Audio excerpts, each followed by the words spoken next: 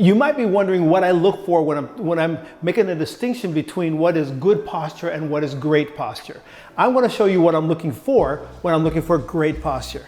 In an ideal and perfect world, the top of the rib cage in the front should be level with the top of the rib cage in the back. And in an ideal and perfect world, when the shoulders are where they're supposed to be, they should be 1 thumb width away from your spine. So here's a shoulder blade.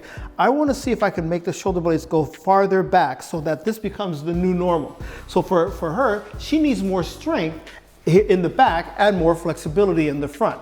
She's been working at it, but it takes a lot of effort to strengthen the muscles in the back to make this easy, effortless, and have great posture.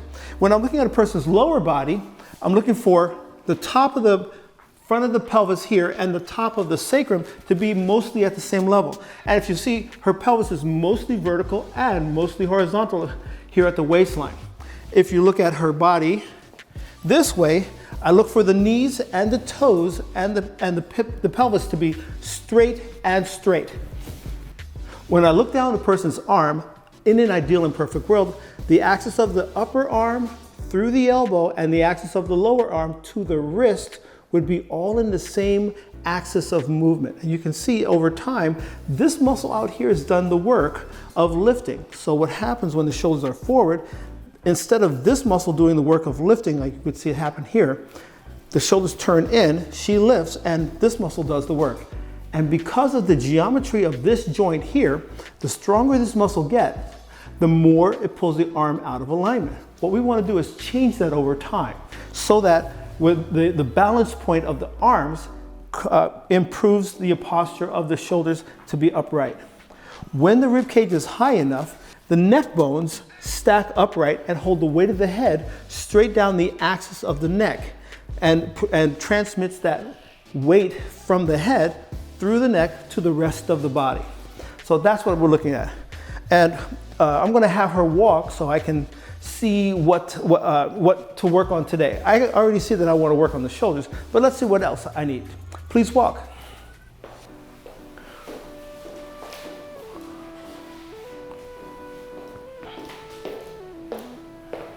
Okay, I'm going to demonstrate what I'm looking at and what I'm looking for.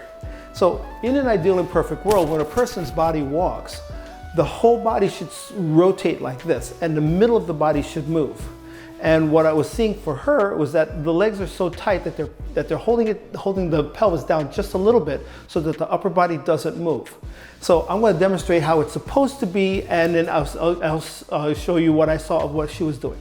In an ideal and perfect world, if you watch me walk, you can see how the torso rotates with the pelvis.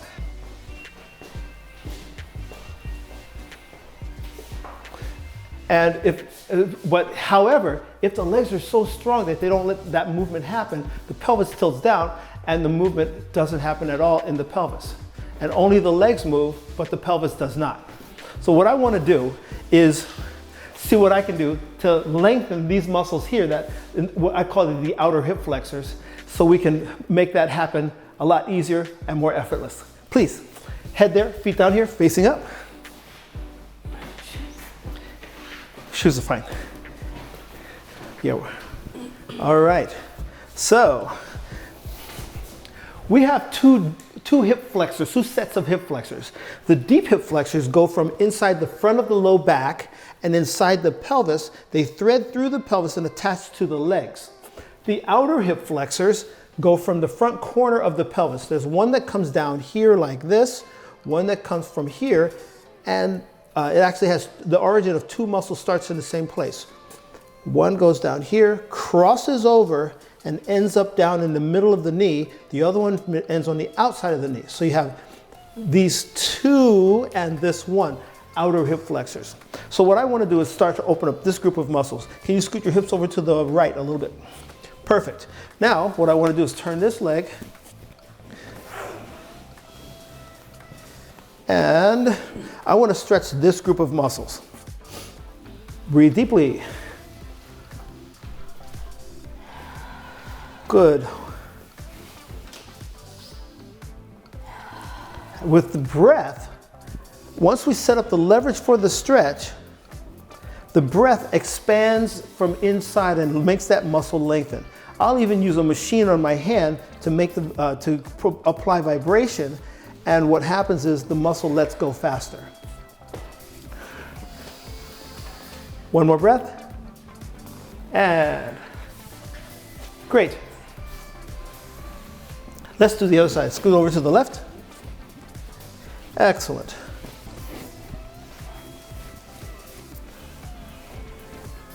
Breathing deeply. 1, 2,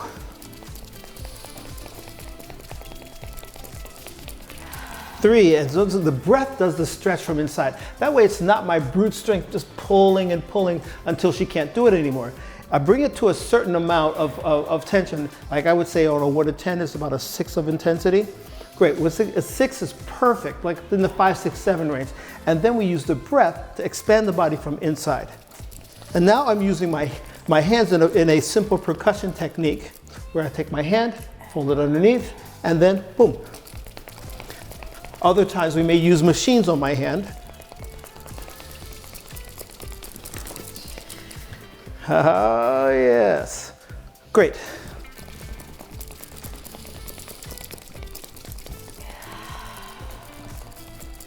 All right, breath and release. When she takes a breath and holds it, what happens is the air pressure from inside in that breath stabilizes the back and the pelvis while we're in motion to change the position of the legs. All right. The next thing that was a stretch for the outer hip flexors. I'm now going to work on the deep hip flexors.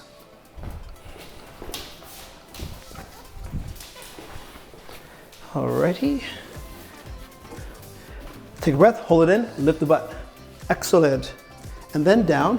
Think like the low back is going to go flat first.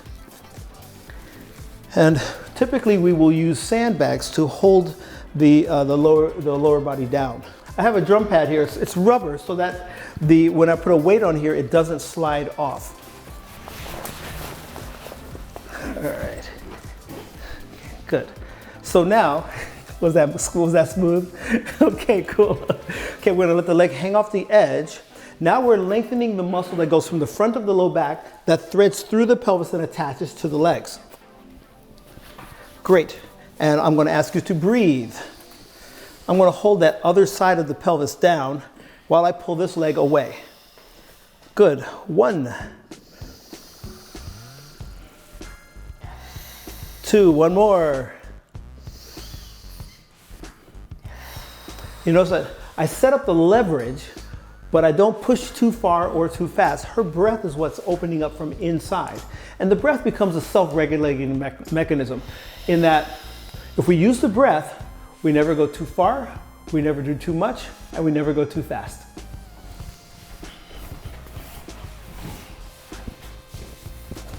Breathing deeply. So I'm holding the opposite side down while I'm pulling the leg and the foot away from that side. On a 1 to 10, what's the intensity of this stretch? 5, okay, great. One more. Great. Breath and hold it. And release. Excellent.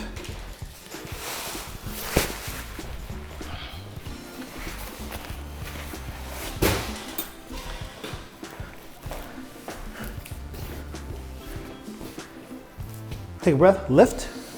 Excellent, and then down. It should feel like your back is flatter on the table than before.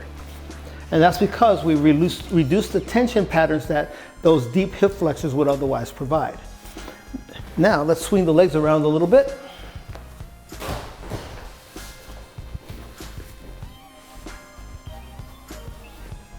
Good. Now, are you ready for something advanced? All right, slide down a little bit and turn to this side. Good.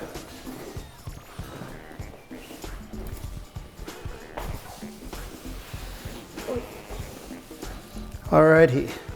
What I'm doing now is a routine where I'm pulling this leg away from the opposite shoulder because the body wants to be able to rotate where the swinging leg and the swinging arm are away from each other.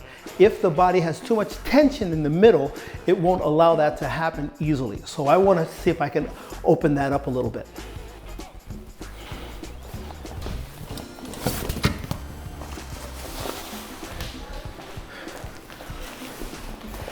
This foot tends to get away from us, so I want to put a weight on this foot, and then I'm going to use a 3-inch block on this arm. Take a breath and hold it. Okay, excellent. So if you notice, I have this arm at 90 degrees, this way and that way. By opening this shoulder, it preloads the shoulder to be more open. Now I'm going to pull this leg away from the opposite shoulder. And I'm aiming this foot toward that elbow. Breathing deeply.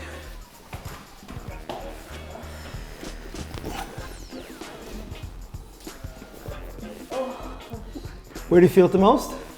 Lower left back. Lower left. Okay. 2 more breaths, please. That's within the range of normal for what we're doing in this routine.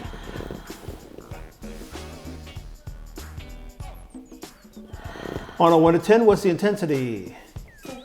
A 6. Okay, great. 1 more, please.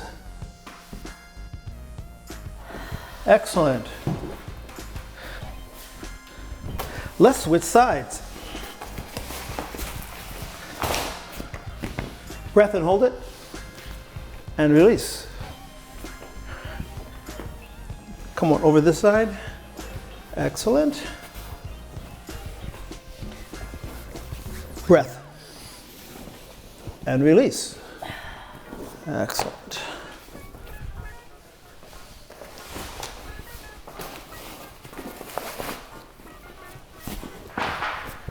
Okay. I want to pull this foot away from that arm. Breathing deeply, please.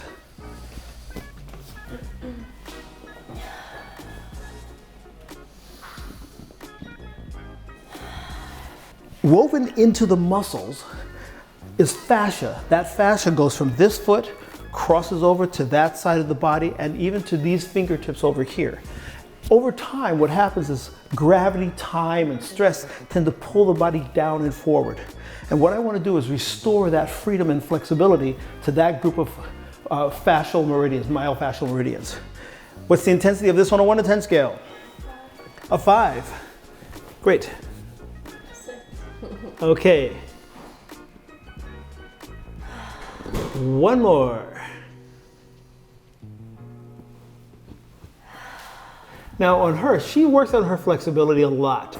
So what's gonna happen is I'm gonna aim this foot for that elbow and watch this. Breathing deeply. We have as one of our goals for the toe to touch the elbow. I'm touching it. Yes, you are. Coming out of it slowly. I felt it on my hip flexors. Yes. You felt it all in your hip flexors, right? Perfect. And breath and hold it. Excellent. Good.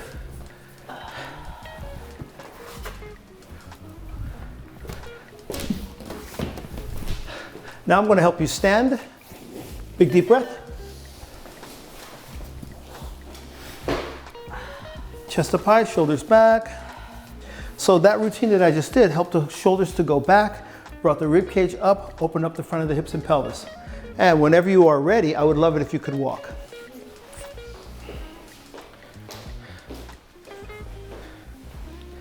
And if you notice, there's a little more movement. Imagine that if we kept doing this on a regular basis, what would happen for her is that there would be more movement on that axis of body support.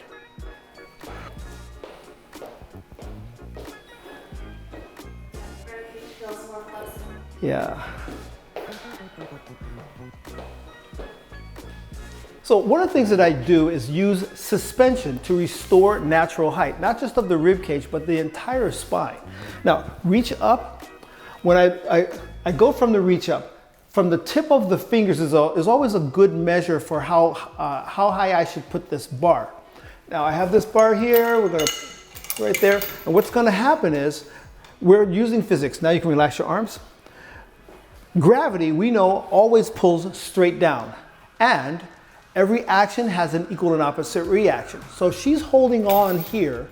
Gravity will pull her down while this bar is pulling her up. Any kind of compression that she has in her rib cage will tend to decompress, and she'll actually wind up taller than she ever was before. Typically, once we do as much decompression in the upper body as possible, then we start strengthening with different exercises and moves that reinforce uprightness without effort. Okay, come on over. For safety purposes, I always recommend that we use lifting hooks. And in this case, she's not lifting herself, but she is making sure that she doesn't fall. So I would call these safety hooks instead. The brand I recommend is Harbinger. There are other lifting hooks that are in the market, and they're really good. But for this purpose, I like the Harbinger brand because if you look carefully, the end of this prong comes down to be more vertical. And so it doesn't allow it to slip and you fall if you lose your grip. Okie doke.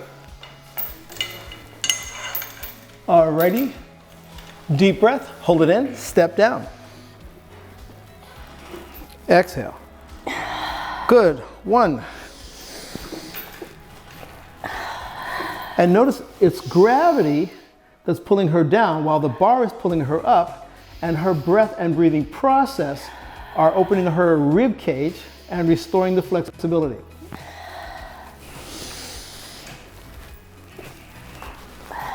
Hey, look at that. If you keep going, your feet will touch the floor. Flex your toes toward your knees.